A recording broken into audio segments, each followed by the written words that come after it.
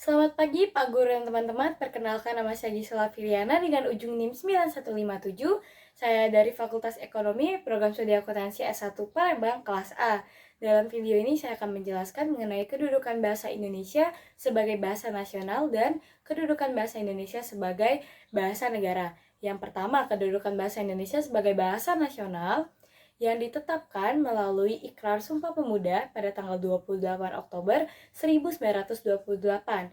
Adapun fungsi bahasa Indonesia sebagai bahasa nasional yaitu yang pertama, lambang kebanggaan nasional. Sebagai lambang kebanggaan nasional, bahasa Indonesia ini mencerminkan nilai-nilai sosial budaya yang mendasari rasa kebangsaan. Kemudian bahasa Indonesia harus berasa bangga karena bangsa Indonesia ini, karena adanya bahasa Indonesia dapat menyatukan satu dengan yang lainnya. Lalu atas dasar kebanggaan inilah bahasa Indonesia terpelihara dan juga berkembang serta rasa kebanggaan yang terus terbina. Lalu yang kedua, lambang identitas nasional.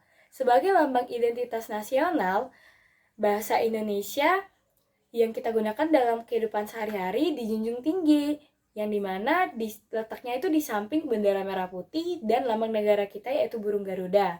Nah, untuk membangun kepercayaan diri yang tinggi, sebuah bangsa memerlukan identitas. Di antaranya dapat diwujudkan melalui bahasa yang digunakan. Dengan adanya sebuah bahasa, kita dapat mengatasi berbagai perbedaan bahasa dan suku bangsa. Selain itu, kita juga dapat mengidentikan diri sebagai suatu bangsa melalui bahasa tersebut. Nah, yang ketiga, alat pemersatu bangsa dan suku bangsa. Bahasa Indonesia sebagai bahasa nasional juga dapat membantu kita berhubungan dan berkomunikasi dengan yang lainnya. Kalau kita tidak memiliki bahasa pemersatu seperti bahasa Indonesia, tentunya akan banyak sekali masalah yang muncul sehingga dapat menyebabkan perpecahan bangsa. Lalu yang keempat, alat penghubung antar daerah dan antar suku. Sebagai alat penghubung, bahasa Indonesia ini memungkinkan berbagai suku bangsa yang berbeda itu mencapai keserasian hidup sebagai bangsa yang bersatu, sehingga tidak perlu meninggalkan identitas kesukuan sebagai bangsa yang bersatu. Nah, kemudian saya akan menjelaskan mengenai kedudukan bahasa Indonesia sebagai bahasa negara, yang dimana dikukuhkan pada tanggal 18 Agustus 1945 dalam Undang-Undang Dasar 1945 Bab 15 Pasal 36 sebagai bahasa negara yang berfungsi. Yang pertama yaitu sebagai bahasa resmi kenegaraan, bahasa Indonesia dipakai untuk urusan-urusan kenegaraan. Nah, dalam hal ini seperti pidato resmi, dokumen, dan surat-surat resmi yang harus ditulis dalam bahasa Indonesia. Tidak hanya itu, upacara-upacara kenegaraan juga dilangsungkan dengan menggunakan bahasa Indonesia. Pemakaian bahasa Indonesia juga dapat terjadi dalam acara-acara kenegaraan dan harus sesuai dengan Undang-Undang Dasar 1945 secara mutlak dilakukan. Lalu yang kedua, bahasa pengantar dalam dunia pendidikan. Bahasa Indonesia merupakan satu-satunya bahasa yang memenuhi kebutuhan dan bahasa yang seragam dalam pendidikan di Indonesia. Bahasa Indonesia merupakan bahasa pengantar di lembaga-lembaga pendidikan, mulai dari taman kanak-kanak sampai perguruan tinggi, kecuali di daerah-daerah yang menggunakan bahasa daerahnya sebagai bahasa pengantar, dan itu juga hanya sampai dengan tahun ketiga di sekolah dasar.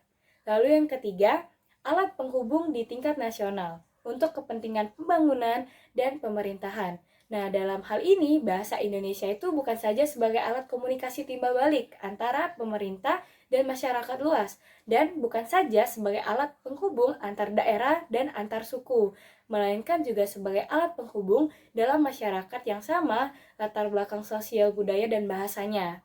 Kalau ada lebih dari satu bahasa yang digunakan sebagai alat penghubung, maka tidak akan efektif karena akan diperlukan waktu yang lama dalam berkomunikasi dan bahasa Indonesia ini juga dapat mengatasi hambatan ini. Keempat, sebagai alat pengembangan. Sebagai alat pengembangan kebudayaan ilmu, pengetahuan, dan teknologi. Bahasa Indonesia merupakan satu-satunya bahasa di Indonesia yang memenuhi syarat untuk itu, karena bahasa Indonesia ini telah dikembangkan untuk keperluan tersebut dan bahasa ini juga mudah dimengerti oleh sebagian besar masyarakat Indonesia. Pada saat yang sama pula, bahasa Indonesia ini dipergunakan sebagai alat untuk menyatakan nilai-nilai sosial budaya nasional. Nah, dapat kita simpulkan bahwa bahasa Indonesia ini sangatlah penting untuk negara kita. Dan kita sebagai warga negara haruslah kita bangga dengan bahasa Indonesia ini.